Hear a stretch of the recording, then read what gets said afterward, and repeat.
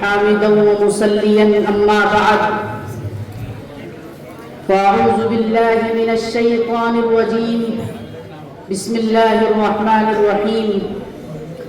قال الله تعالى في القرآن المجيد ومن يبتغ غير الإسلام دينا فلن يقبل منه وهو في الآخرة من الخاسرين صدق الله العظيم تیرے صوفے ہے افرنگی تیری قالی ہے ایرانی لہو مجھ کو رلاتی ہے جوانوں کی تناسانی عمارت کیا شکو ہے خسروی بھی ہو تو کیا حاصل نہ زور حیدری تجھ میں نہ استغنائے سلمانی نہ ڈھونڈ اس چیز کو تہذیب حاضر کی تجلی میں کہ پایا میں نے استغنا میں معراج مسلمانی معزز حکم مستحکم حضرات اور میرے عزیز ساتھیوں،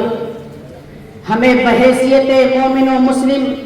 اس بات کا علم ہونا چاہیے کہ ایمان ہمارے لیے ایک عظیم دولت اور بہت قیمتی سرمایہ ہے،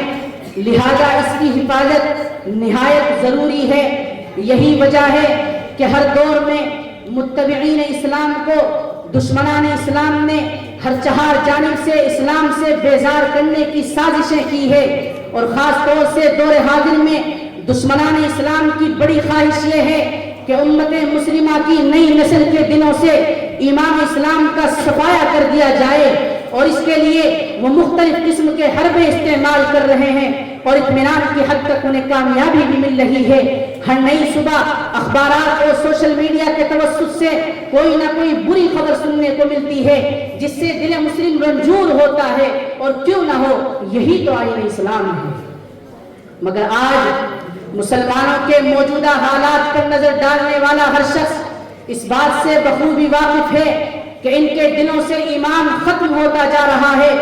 چند دنیاوی فائدوں کی خاطر اپنے ایمان کا سودا کر بیٹھتے ہیں، کوئی شہرت کی خاطر، کوئی سیاست کی خاطر، کوئی سیکولرزم کو دلیل بنا کر اپنے ایمان اسلام سے دور ہو رہا ہے۔ مسلمانوں یاد رکھنا اور خوب یاد رکھنا کہ اگر ہم نے ایمان کے مقابلے میں اپنی ساری دنیاوی دولت لٹا دی اور ایمان اسلام پر کسی طرح کی کوئی آنچ نہ آنے دی تو یقیناً ہم کامیاب ہوں گے، لیکن اگر ہم نے اس کے برعکس ایمان کا سودا کر کے قارون کے خزانے کے برابر بھی مال و دولت کا انبار جمع کر لیا تو کل قیامت کے دن خسارہ اٹھانے والوں میں سے ہوں گے، کیونکہ اللہ رب العالمین کا فرمان ہے فَأَمَّا مَنْ طَغَىٰ وَآثَرَ الْحَيَاةَ الدُّنْيَا فَإِنَّ الْجَحِيمَ هِيَ الْمَأْوَىٰ، کہ جس نے نافرمانی کی اور دنیاوی زندگی کو ترجیح دی تو اس کا ٹھکانہ جہنم ہے۔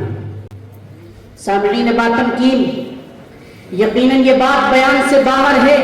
کہ مرتد ہونے والا شخص اپنے والدین، اپنے رشتہ دار، اپنے بھائی بہن، اپنے اعزاء و اقارب کے رشتے کو بھلا کر دامن اسلام سے رشتہ توڑ کر کے دامن کفر میں داخل ہو جاتا ہے، اور اسے اندازہ تک نہیں ہوتا کہ اس نے جس دین کو قبول کیا ہے وہ اللہ رب العزت نے یہاں قابل قبول نہیں ہے۔ قرآن کریم کے اندر اللہ تبارک و تعالیٰ کا ارشاد ہے وَمَن يَبْتَغِ غَيْرَ الْإِسْلَامِ دِينًا فَلَن يُقْبَلَ مِنْهُ وَهُوَ فِي الْآخِرَةِ مِنَ الْخَاسِرِينَ، کہ جو اسلام کے علاوہ کسی اور دین کو اختیار کرے گا تو اس کی طرف سے قبول نہیں کیا جائے گا اور وہ آخرت میں خسارے میں ہوگا۔ مگر افسوس کہ آج کی دوشیزائیں غیر قوم کی محبت میں پھنس کر اپنے ایمان اسلام سے دور ہو رہی ہے۔ مسلم لڑکیوں کے فتنہ ابتداء میں مبتلا ہونے کے بہت سارے اسباب ہیں، جن میں سے فحش و ناجائز تعلقات پر مبنی ٹی وی سیریل، موبائل کا غلط استعمال، مخلوط نظام تعلیم، ذاتی طور پر دینداری کی کمی، مسلم گھرانوں میں دینی ماحول کا فقدان وغیرہ سر فہرست ہے۔ آج عفت و عصمت، پاکیزگی و پاک دامنی کی قدر دلوں کے اندر باقی نہیں رہی، جس کی وجہ سے ایمان کمزور پڑ رہا ہے اور مسلم لڑکے اور مسلم لڑکیاں ابتداء کا شکار ہو رہی ہیں۔ اگر ہمارا ایمان مستحکم ہوتا، اگر ہمارا ایمان مضبوط ہوتا تو ہم فتنہ ابتداء کا شکار نہ ہوتے، اگر ہمارا ایمان پختہ ہوتا تو ہم فتنہ ابتداء کے جال میں نہ پھنستے۔ لیکن اگر غور سے دیکھا جائے اور سنجیدگی سے جائزہ لیا جائے تو معلوم ہوگا کہ مسلم بچوں کی اس پیرا روی کے حقیقی مجرم ان کے والدین ہیں۔ ماں باپ نے نہ تو اپنے گھر کا ماحول دینی رکھا، نہ اپنے اپنے بچوں کو دینی اقدار سکھلائے، ان کی ساری توجہ اس امر پر مرکوز رہی کہ میرے بچے اعلیٰ تعلیم حاصل کر لے، ان کو اچھی نوکریاں مل جائے، لیکن اس طرف قطعاً توجہ نہ دی کہ ان حالات میں وہ مسلمان بھی رہ جائیں گے کہ نہیں۔